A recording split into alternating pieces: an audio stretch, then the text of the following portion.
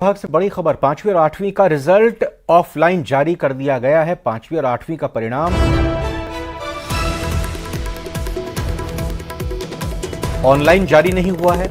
Website crash होने की वजह से ऑफलाइन ये रिजल्ट जारी हुआ है, यानी कि वेबसाइट क्रैश कर गई, इसलिए ऑनलाइन रिजल्ट जारी नहीं किया। इसी वजह से ऑफलाइन इस रिजल्ट को जारी किया गया। वेबसाइट पर रिजल्ट जारी होने में तकनीकी समस्या आ रही है। समस्या दूर होने के बाद ही परिणाम को अपलोड किया जाएगा और छात्र छात्राएं अपने इस परिणाम को ऑनलाइन देख सकेंगे। अभी ऑफलाइन ही इसको जारी किया गया है।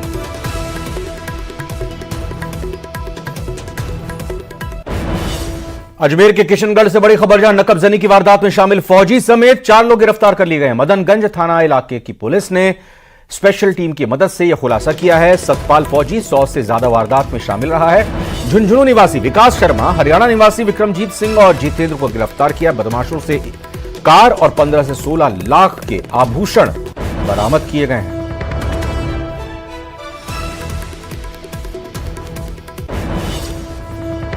फलौदी की बड़ी खबर आपको बताते हैं, यहां पर मां ने अपने 2 बच्चों को टांके में फेंक दिया है। मां ने अपने ही कलेजे के 2 टुकड़ों को अपने बच्चों को टांके में फेंक दिया। टांके में पानी कम ना होने से बच्चे बाल बाल बच गए हैं। बेहोशी की हालत में दोनों को जिला अस्पताल में भर्ती किया गया। इलाज के बाद दोनों बच्चों को डॉक्टर्स ने बचाने में कामयाबी हासिल की है। मानसिक रूप से बच्चों की मां बीमार बताई जा रही है और इसी के चलते माना जा रहा है कि दोनों बच्चों को उसने टांके में फेंक दिया। सूचना पर जिला अस्पताल पुलिस पहुंची है, मामले की जांच कर रही है। फलौदी के एका भाटिया गांव की यह घटना है।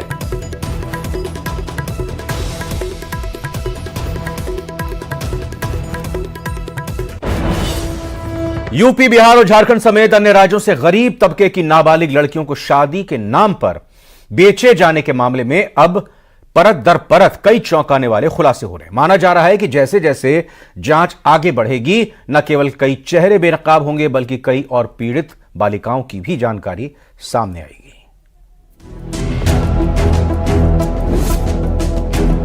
कोचिंग नगरी को दाग लगाने वाले लड़की खरीद फरोख्त मामले की जांच जैसे जैसे आगे बढ़ रही है, वैसे वैसे रोजाना नए खुलासे हो रहे हैं। जांच में सामने आया कि गिरोह के तार राजस्थान के साथ ही झारखंड, बिहार समेत कई राज्यों में फैले हुए हैं। मामले की जांच जैसे जैसे आगे बढ़ रही है, उससे कई और बड़े चेहरे बेनकाब हो रहे हैं। कोटा के एक बड़े उद्योगपति सहित कई चेहरे जांच के दायरे में हैं। फिलहाल पुलिस ने 2 महिलाओं सहित 3 आरोपियों को पकड़ा है। पुलिस ने साफ कर दिया है कि आरोपियों को बख्शा नहीं जाएगा। लेकिन जिस तरह से जांच हो रही है, उस पर गंभीर सवाल उठने लाजमी है।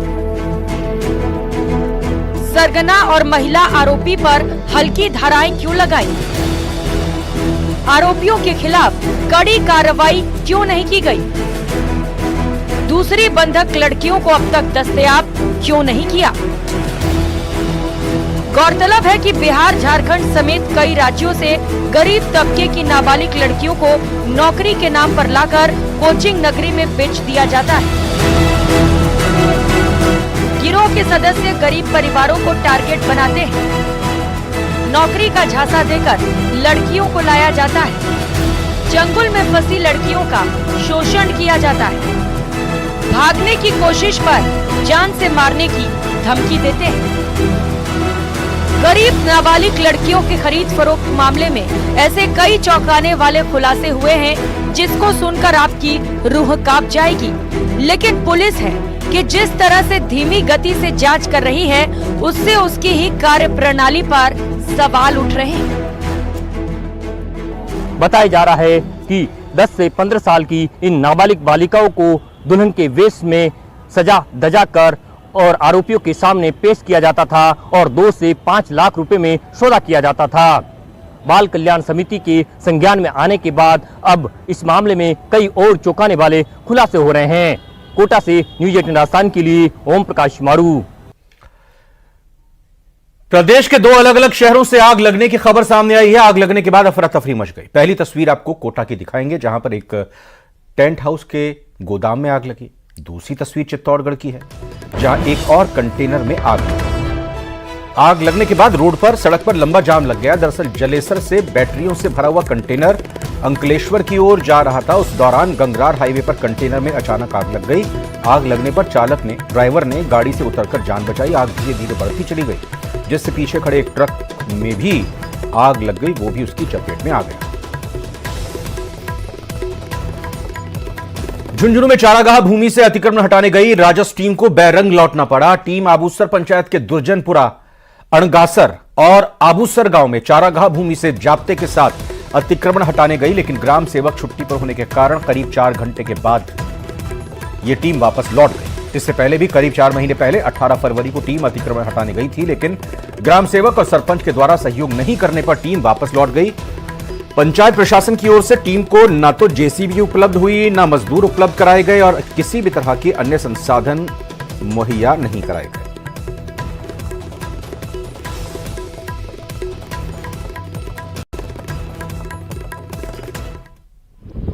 ग्राम पंचायत आबूसर के 3 गांवों में अतिक्रमण की शिकायत थी लोकायुक्त में, तो उसका अतिक्रमण हटाने के लिए 7 सदस्य राजस्व की टीम थी, तहसीलदार जी के नेतृत्व में, और भारी पुलिस जाब्ते के साथ आए थे। लेकिन ग्राम पंचायत ने संसाधन उपलब्ध नहीं कराए। एक लोडर आया था और उसकी भी वो अतिक्रमियों के डर से उसकी पाइप फट गई।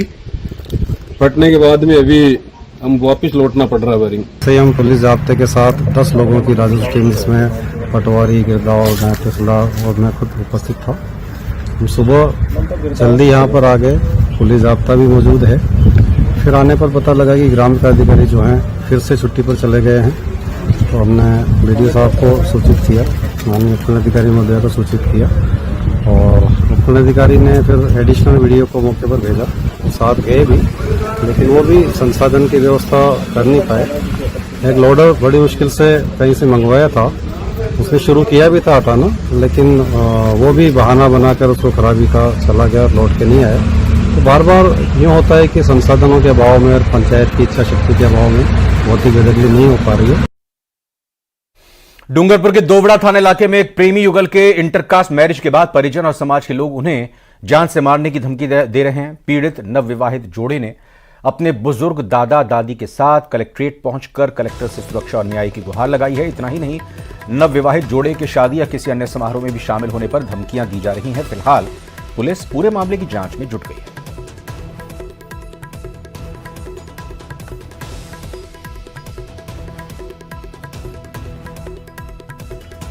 मैं गाड़ी चलाता था, वहाँ से हमारी मुलाकात हुई। फिर हमने आसपुर में जाके शादी की विजय माता जी मंदिर में। फिर हम 4-5 महीने बाद घर पे आए। फिर ये गांव वाले हमको रहने नहीं देते और गांव से बाहर निकलने की बात करते और मारपीट करते। अजमेर से खबर है, जहां पर एक नवविवाहिता ने अपने एक परिचित पर जबरन शारीरिक संबंध बनाने के लिए मजबूर करने का बड़ा आरोप लगा दिया है। आरोप यह भी है कि ऐसा ना करने पर उसे बदनाम कर जान से मारने की धमकी दी जा रही है। और पुलिस की माने तो एक पीड़िता ने थाने में शिकायत दर्ज कराई है कि उनके पिता के साथ कलर पेंट का काम करने वाले एक व्यक्ति से उसका संपर्क हुआ। पिता की जानकारी के चलते उसका घर आना जाना था। इस दौरान उसने उसके साथ कई बार शारीरिक संबंध बनाए, लेकिन अब उसकी शादी कहीं और हो गई है। इसके बावजूद वो उसे शारीरिक संबंध बनाने के लिए मजबूर कर रहा है। सीमाना इसके साथ पेश हो गई। महिला ने रिपोर्ट लिखाई थी, मेरे पिताजी कलर पेंट का काम करते हैं, उनके साथ एक लड़का काम करता था, तो पिताजी के साथ उसका घर आना जाना हुआ। उस वजह से मुझे उससे जानकारी होगी, उसके और मेरे बीच में संबंध बन गए। अब मेरी शादी कहीं दूसरी जगह हो गई है, लेकिन ये लड़का शादी के बाद भी मेरे साथ जबरदस्ती शादी संबंध बनाने के लिए परेशान कर रहा है, तो ब्लैकमेल कर रहा है। राजस्थान हाईकोर्ट ने देश भर में बढ़ रही आसमानी आफत के कारण हीट वेव से हो रही मौतों पर खुद संज्ञान लिया है। हाईकोर्ट ने केंद्र सरकार और राज्य सरकार से हीट वेव से हो रही मौतों पर नोटिस भेजकर 1 जुलाई तक जवाब तलब किया है। हाईकोर्ट ने तेज गर्मी से बचाव और चिकित्सा व्यवस्था को दुरुस्त कर पूरी रिपोर्ट भी तलब की है।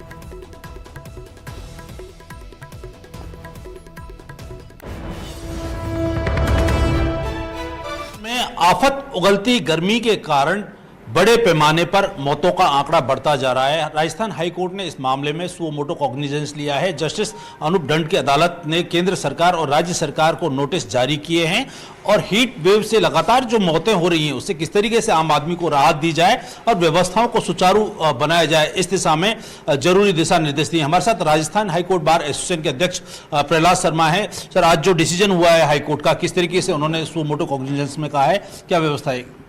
बार अपने राजस्थान उच्च न्यायालय के माननीय न्यायाधिपति श्रीमान अनूप दंड साहब ने बड़ी सहृदयता से एक अच्छे हाईकोर्ट जज होने का परिचय देते हुए कि इस तापमान में, भारी तापमान से जो बीमारियां हो रही है और बीमारी से जो लोग मर रहे हैं, जिनकी जानें जा रही है, उन लोगों के लिए एक एडवाइजरी तुरंत प्रभाव से जारी करे, पूरे राज्य में अलर्ट जारी करे कि, और मीडिया के माध्यम से, रेडियो के माध्यम से और अखबारों के माध्यम से या सोशल मीडिया के माध्यम से सारी जनता को इसका अलर्ट जारी किया जावे।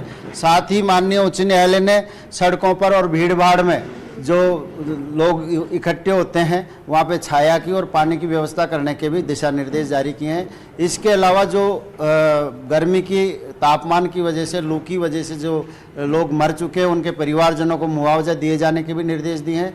साथ ही जो मजदूर वर्ग है, उस मजदूर वर्ग के, श्रमिक वर्ग की और रिक्शा चालक वगैरह की व्यवस्था के लिए उन्होंने ये डायरेक्शन दिए हैं कि जहाँ से ये गुजरते हैं, जहाँ भी ये रहते हैं, सड़कों पे काम कर रहे हैं या और भी कहीं जैसे मजदूर वर्ग काम कर रहा है, उनके लिए कैरी की छाछ, ठंडे पानी की व्यवस्था, ORS के पैकेट्स, इन सब चीज़ों की व्यवस्था की जाए जिससे कि उनका गर्मी से बचाव हो सके। साथ ही ये भी निर्देश दिए हैं आज्ञात्मक श्रेणी में कि उनके 12 से 3 बजे तक उनको रेस्ट दिया जाए, उनको काम में नहीं लिया जाए, ये भी राज्य सरकार को निर्देश दिए हैं। इसके अलावा माननीय उच्च न्यायालय ने सभी स्वास्थ्य केंद्रों पर माकूल व्यवस्था इस गर्मी की बीमारियों से बचने के लिए दिशा निर्देश जारी करे हैं। कैमरा पर्सन मान सिंह के साथ राकेश शर्मा, न्यूज 18 राजस्थान, जयपुर।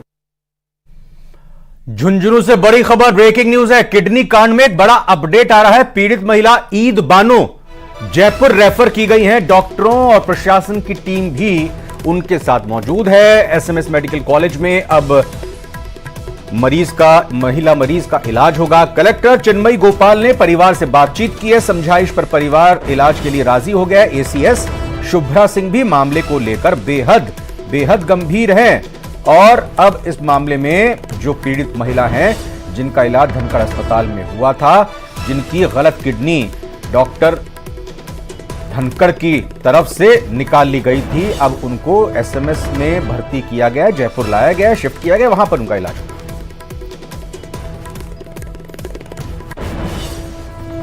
अजमेर से बड़ी खबर, 18,000 लीटर नकली खाद्य तेल जब्त किया गया। ऑयल मिल पर कार्रवाई चल रही है। परबतपुरा में स्थित है ये ऑयल मिल। फूड सेफ्टी टीम की बड़ी कार्रवाई देखने को मिली है। तो बड़ी खबर अजमेर से, जहां 18,000 लीटर नकली खाद्य तेल को जब्त कर लिया गया। लगातार कार्रवाई खाद्य विभाग की तरफ से हो रही है और ये 18,000 लीटर की बड़ी नकली खाद्य तेल की खेप को जब्त किया गया है। ऑयल मिल पर कार्रवाई भी हो रही है जहां से ये खेप पकड़ी है। परबतपुरा में ये ऑयल मिल है। फूड सेफ्टी टीम ने इस बड़ी कार्रवाई को अंजाम दिया है।